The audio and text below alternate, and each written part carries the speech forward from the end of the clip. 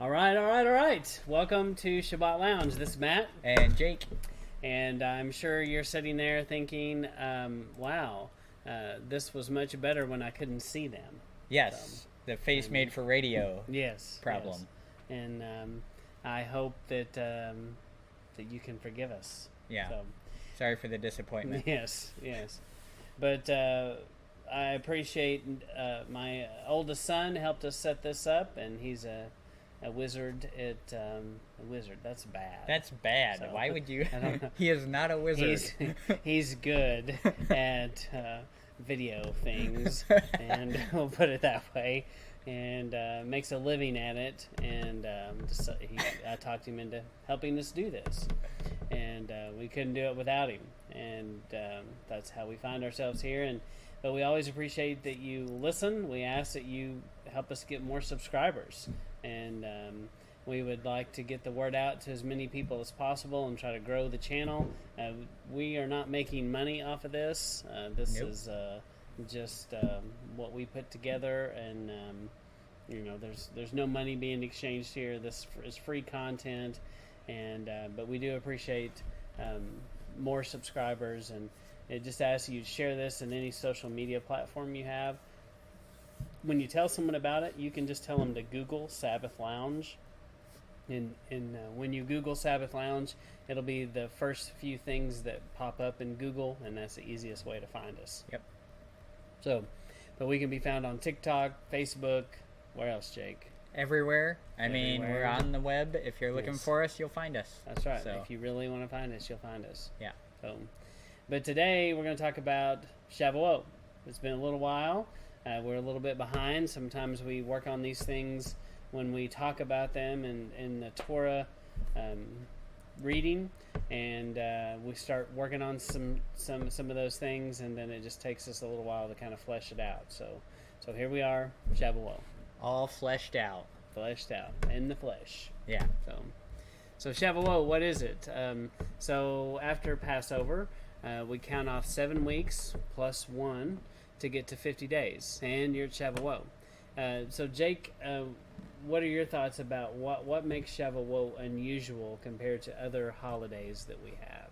Well, before we get there, if you don't know, Shavuot might be called Pentecost or Feast of Weeks. Yeah. Right. So if you've heard those things, we're all talking about the same thing. So. Right. So yeah. So Shavuot is the only feast day where it's not specifically given to you. You have to make sure you're paying attention and looking for it, counting for it to know when that's going to show up. You have to count days to reach it. Right. Count days, and don't you think there's some anticipation? So let's think about that just a minute.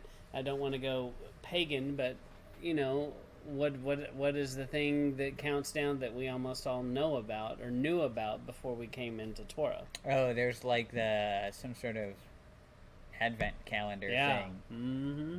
So what do you think? I think they probably stole the idea from Shavuot, and that concept of counting down. I can remember as a kid, I had this cardboard thing, and every day you opened up a new little door. And you got the chocolate, right? Or something. And I can remember, though, I was the kid that was just like, I open them all. Ahead of time. And I can remember my mom going, wait, why'd you do that? I was like, I wanted to see what was there. Yeah. What else? Why wait? You showed me where the candy was. Yes. And expected me not to just go for it. Yeah, why torture yourself in little bitty chunks and just get it over with? So. Yeah. It's also healthier to eat them all at once. Yes. Because you don't have that prolonged, mm-hmm. Sugar tooth decay situation. Yeah. Mm-hmm. So I hear. I don't know any of this. Yeah. I'm not a doctor. And he does not give medical advice. No. Please do not seek this channel for medical advice. Please call 911. So if you, I think I'll chocolate. That escalated quickly. Well, I don't know. What were we even talking? What is this show about? What are we doing? Oh, Shavuot. Shavuot, that's right.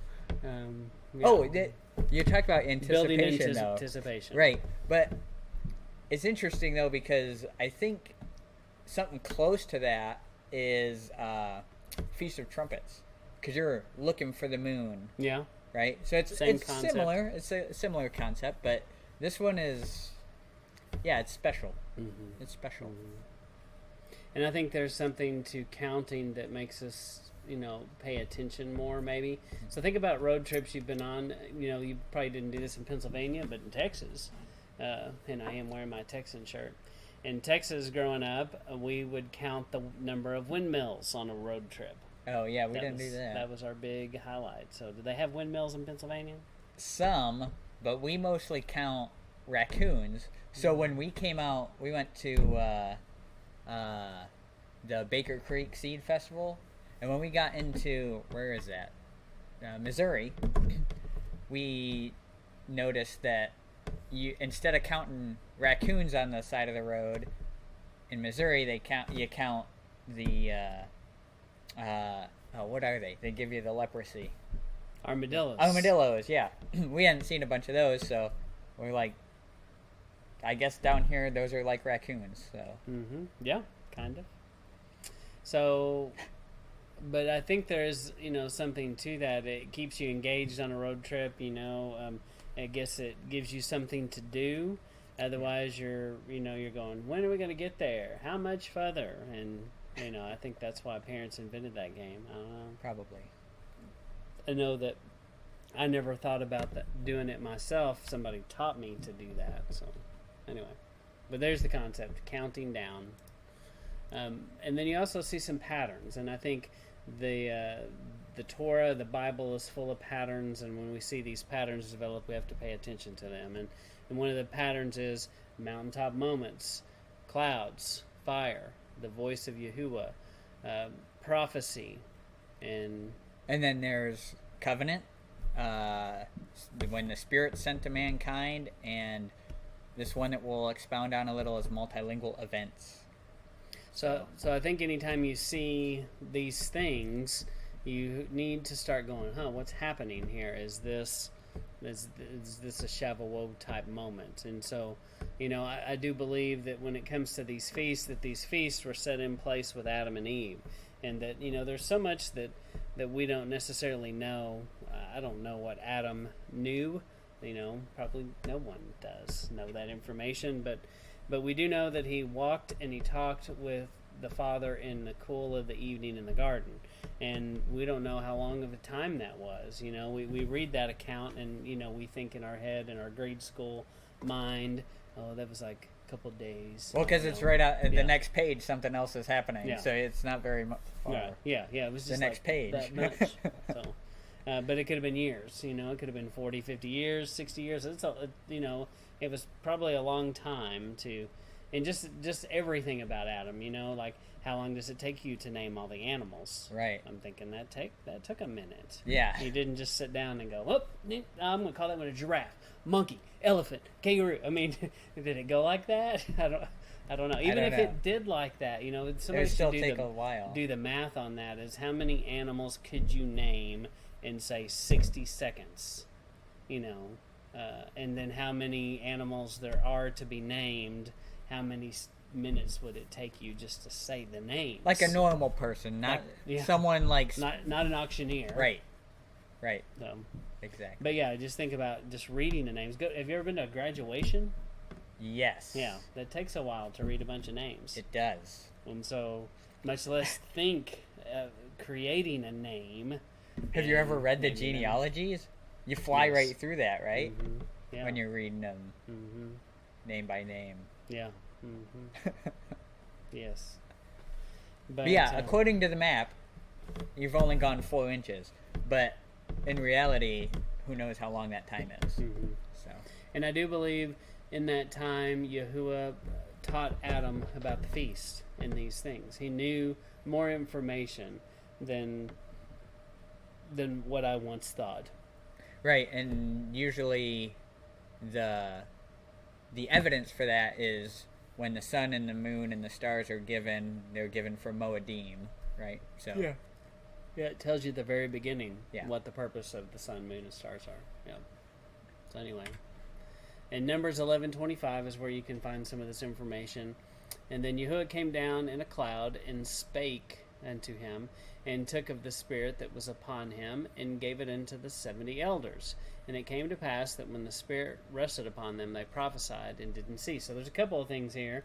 And the first thing is this concept of the Spirit being passed down. And Jake, I only thought the Spirit stuff happened in the New Testament. Right.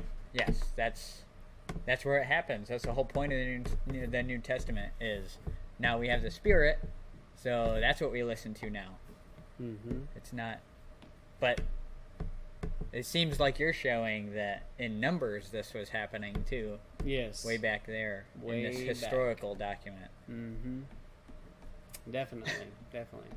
So, and it also states that the rest upon them, which makes me think of the tongues of fire, and they prophesy. So, definitely, this could be contrary to things that you once thought. If you're new to this, that the Spirit was there all along. It wasn't a new concept for the Spirit to come down on someone, right, and fill them and them prophesy or say something.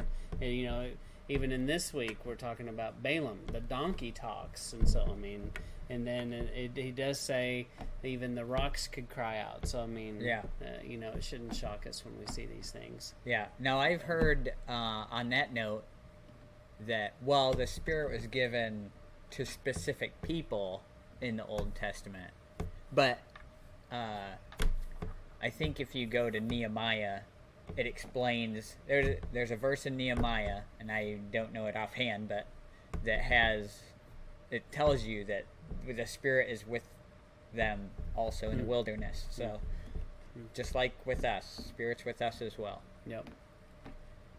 So 11:25, we've got this cloud, we've got fire. Does it say fire? It hadn't said fire yet. No, but there are 70 elders. 70. I think anytime you see that number 70, it should be like ding, ding, ding. We're talking about a representation of 70 nations. And so, seems like there's a direct reference there. And so, when you read it, Numbers 11, Jake, do you think it's a possibility that was about 50 days after Passover? It makes sense. I mean, you have the same events happening as are expressed in what Shavuot is and when Shavuot happens. And I believe prior to that, you see them doing Passover. Mm-hmm. So, or being reminded again of Passover. And we admit there's some speculation here and there, But right, when we're following patterns, we're kind of seeking the pattern, seeing what unfolds. Yep. And what about the 70, Jake? Right. So, as you had mentioned, 70 nations, 70 representing 70 nations. There's the 70 elders that are given the Spirit to prophesy in Numbers there. And then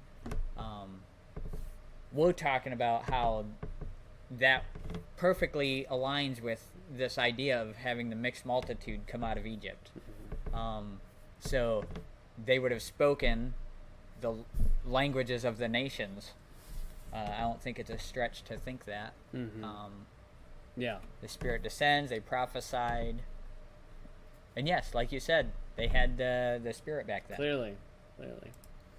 And so when you break down 70, these are the letters. And so what are the letters, Jake?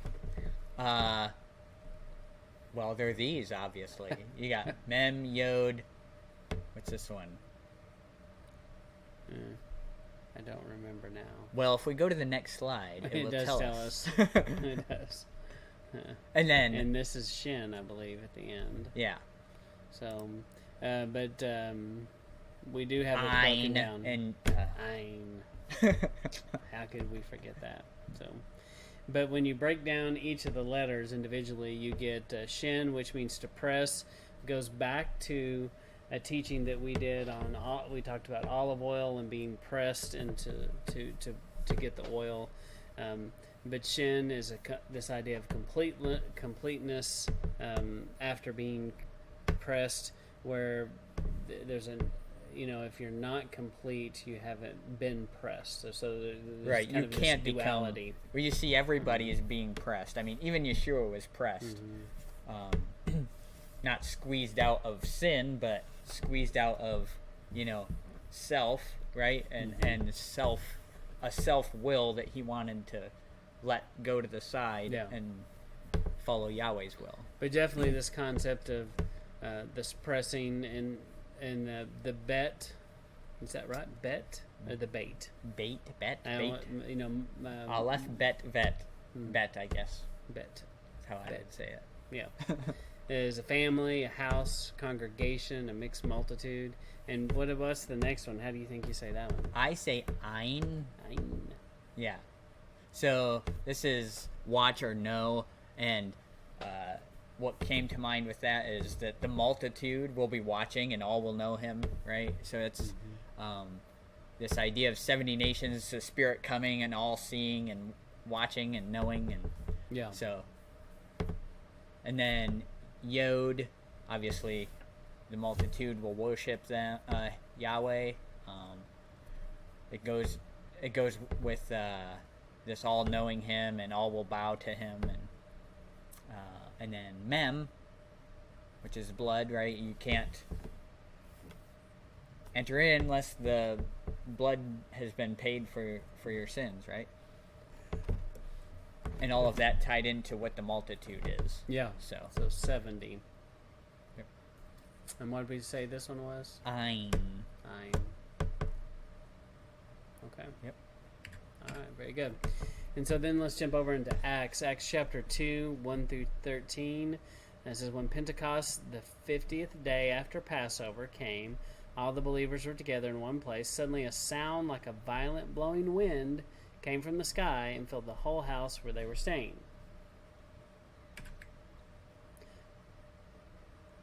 Tongues that looked like fire appeared to them. The tongues arranged themselves so that one came to rest on each believer. All the believers were filled with the Holy Spirit and began to speak in other languages as the Spirit gave them the ability or utterance to speak. Right, so that kind of, while we were discussing this, Matt was like, so there's this idea of 70 in both of these, and I'm like, I'm not really seeing it. And then we started throwing together this idea of the multitude, and how the multitude would have been represented by 70 nations, and the 70 elders that we talked about in Numbers.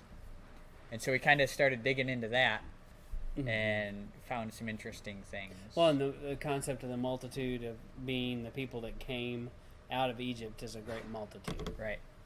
Representing all 70 nations. Yeah. And that's just something that I hadn't really thought about much, and then it made sense, though, that if you have a multitude of people, because the way I think Exodus probably worked is, people in Egypt knew Hebrews, and they even during the plagues, I feel like they had to talk to people, and even though they were in Goshen, and but there was some kind of communication that happened, and they were like, "Hey, what are y'all doing over there? Why are you putting the blood? Why?" And they would tell them the story, and they'd be like, "Okay, I don't want my child to die. That'll keep me safe. I'm in." And I think that's where, and if you think about it, it's a lot the way a lot of people start with Yeshua. It's a pretty basic place to start, and I think that a lot of the people that were in that mixed multitude, they were starting at a very milk drinking babe state, and had a lot to learn, which was very clear as they came across the desert. There were people that didn't know much, and they were starting at ground zero. And you get this concept of a mixed raced multitude who spoke multiple languages. It makes sense that they might not have all spoke Hebrew. Right, yeah, and the question that kind of came to my mind was how... So that 70 elders was of the 70 nations, and then which was kind of an odd thing to think about, because you never really hear about that. You hear, well, there's the 12 tribes, and they're given instruction. Yeah. It's like, well, how did they assimilate into those 12 tribes? And just like Matt was saying there, they see during the first Passover, the Hebrews doing something, and they're like, "Hey, I'm gonna jump in there and help and get through this with you." Yeah. And then when they leave together, they're like, "Okay, I'll be part of. What are you, a Levite? I'll be that." Yeah. And so that's how they got mixed in. So Yeah. And it makes a lot of sense how that would happen, and that's why they were, a mixed race. I think everyone, until you start studying this stuff out, you think they were all Jews, and they all were all related to the same person, but it's more than that. It was a mixed race, a mixed multitude of people. It's a big group of people, right, from diverse backgrounds, right, and they probably did represent every part of the known world at the time. Yeah. So that's real confusing to me when people say, "Well, those were for the Jews." It's like, well, we can all agree that there were at least 12 tribes, not just just the Jews there, right? Yeah. Yeah, I think, and definitely, and we've said that, but it's true that if you're just coming into this, you should research these things about the multitude and see what you come up with. And so then we go back to Genesis 10, and in Genesis 10, some translations call this the Table of Nations. And so if you may go look at your Bible, and it may call that the Table of Nations. And so you have the descendants of Noah. In Genesis 11, we see the Tower of Babel.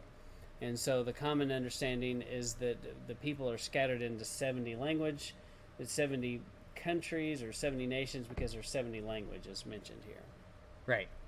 So we get that idea. They go through, it's real funny how it goes, because you're like, why is it giving me this list of all Noah's descendants? And then after that, it's right into the Tower of Babel, which is like, before all these descendants have happened. It's like, it kind of jumps back to, meanwhile, this was happening. And you get Tower of Babel, and it's spread into this, the idea of the 70 nations. So. Yeah. And they all spoke one language at Babel, and then after Babel they speak 70, which is kind of ties back into there were 70 different people groups. Right, and it doesn't specifically say that they spoke 70, but the understanding is that there was this 70 nations concept. And so then we found this interesting link. And so this came from, I think, a Baptist church, but I thought they did a pretty good job of breaking this down. This is a table for 70 nations. And so this, if you want to count these, you come up with 70. And I like that they had a map of where these possible descendants went around the world. And there's a lot of conversation about that, and I'm sure there's, it's kind of, a lot of it's speculative. Yes, but I'll leave that in there. There's a lot of extra information. I just thought it had some good graphs, charts, and other sources that you can look at to help you research it. So that's really the only reason I had that in there. And then when we go back to Acts 2, so we kind of flip-flopping here a little bit. Why don't you read that one, Jake? Okay, so devout Jewish men from every nation were living in Jerusalem. They gathered when they heard the wind. Each person was startled to recognize his own dialect when the disciples spoke. Stunned and amazed, the people in the crowd said, "All of these men who are speaking are Galileans. Why do we hear them speaking in our native dialects? We're Parthians, Medes, and Elamites." So then it goes on to say, duplicate.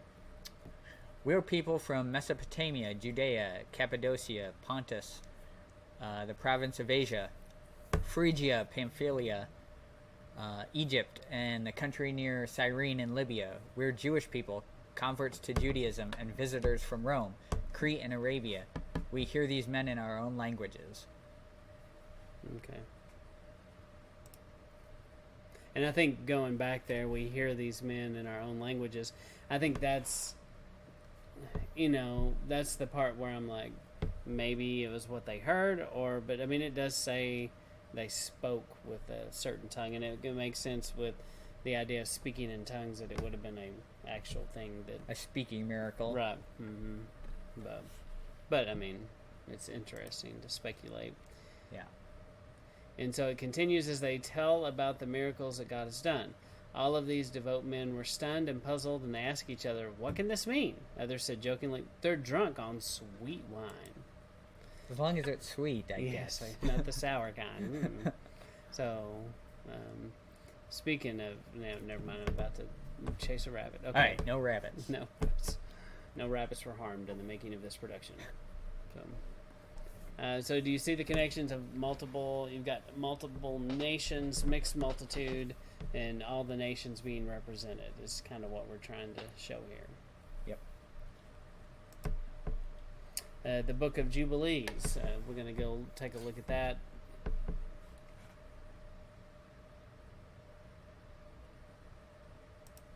I would be mad if it did this again, Jake.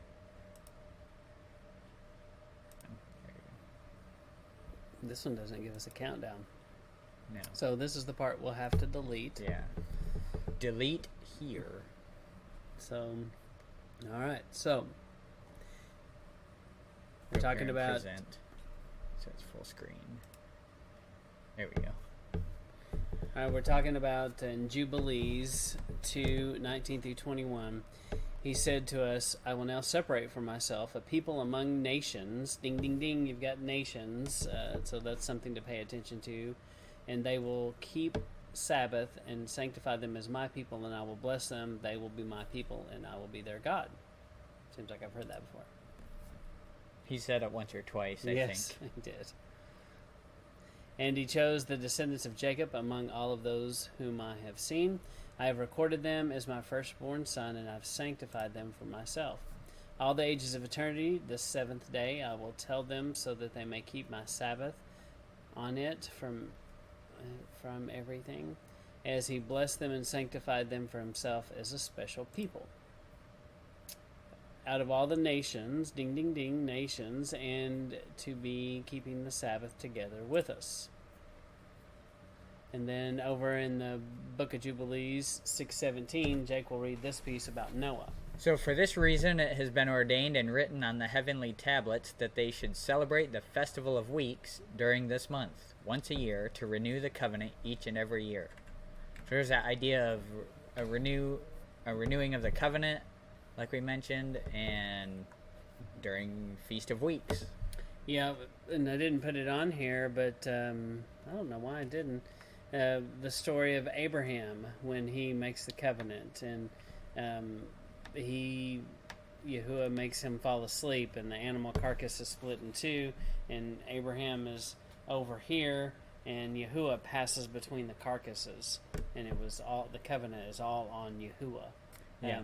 And that to me, because I think of there could even be a Shavuot connection, because you've got the burning lamp, or the fire, right? Mm-hmm. The furnace. Mm-hmm. Yeah. That passes through, and you've got covenant splitting, you've got blood.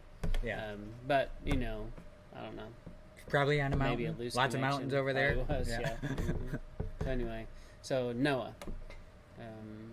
Did you read that? Yes. Israel set out from Hebron from his house on the first of the third month. He went by way of the well of the oath and offered a sacrifice to the Elohim of his father Isaac on the seventh day of this month. When Jacob remembered the dream that he had seen in Bethel, he was afraid to go down to Egypt. But as he was thinking about sending word to Joseph that he should come to him and that he would not go down, he remained there for 7 days on the chance that he would see a vision, whether he should remain or go down. All right, your turn. He celebrated the harvest festival, the first fruits of grain, with old grain, because in all the land of Canaan there was not even a handful of seed in the land, since the famine affected all the animals, the cattle, the birds, mankind as well. 44:5. On the 16th, the the Elohim appeared to him and said to him, Jacob, Jacob. So, but what I wanted to highlight here was these dates and additional events of being on the 15th and 3rd. So in 1410, you have a covenant between the pieces, and that's what I was referring to, I guess, earlier. I got ahead of myself. 1613, the birth of Isaac, fulfillment in covenant with Laban, 29:7. So, Right. So these would have all happened around midpoint of the 3rd month, which pretty much aligns with when Shavuot would be. Yeah. And that, I do think, it doesn't spell out necessarily this is Shavuot, but, Right. but timing, it makes sense that that's a possibility. Right. But even then, when we go to the first Shavuot that they're told about on the mountain, it doesn't specifically say that's Shavuot or that's the exact time of Shavuot. We assign it. This is when the law was given on Sinai, but it doesn't specifically say that. That's, but you can infer that that's what's going on. Yeah. And then in Samson, we have an interesting story. So we've got with Samson and Judges, I'm not sure what part of Judges, it just says 19. So I guess you got to go look it up. Surely you can find the story of Samson. I did. And if I can find it, you can find it too. So Manoah took a young goat and a grain offering and sacrificed them to Yahuwah on a rock, and he used it as an altar. While Manoah and his wife watched, Yahuwah did something miraculous as the flame went up to heaven from the altar. Fire. The messenger of Yahuwah went up in the flame. When Manoah and his wife saw this, they immediately bowed down with their faces touching the ground. So that sounds similar. Yeah. You got this flame going up. Yeah. So there's a messenger there. Yes. My turn? Oh, go ahead. And the messenger of Yahuwah didn't appear again to Manoah and his wife. Then Manoah knew that this had been the messenger of Yahuwah. So Manoah said to his wife, "We will certainly die because we've seen Elohim." Ooh. So there you go. So, and then anything else about that, Jake?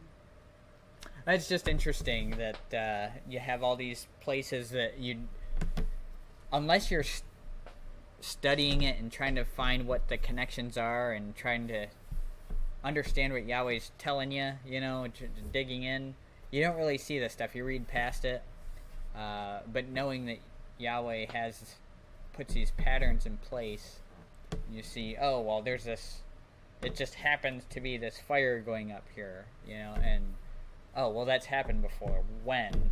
And when you see it kind of every time, it kind of points to something that he's trying to tell us. So, yeah. So keep your ears open for it. Yeah.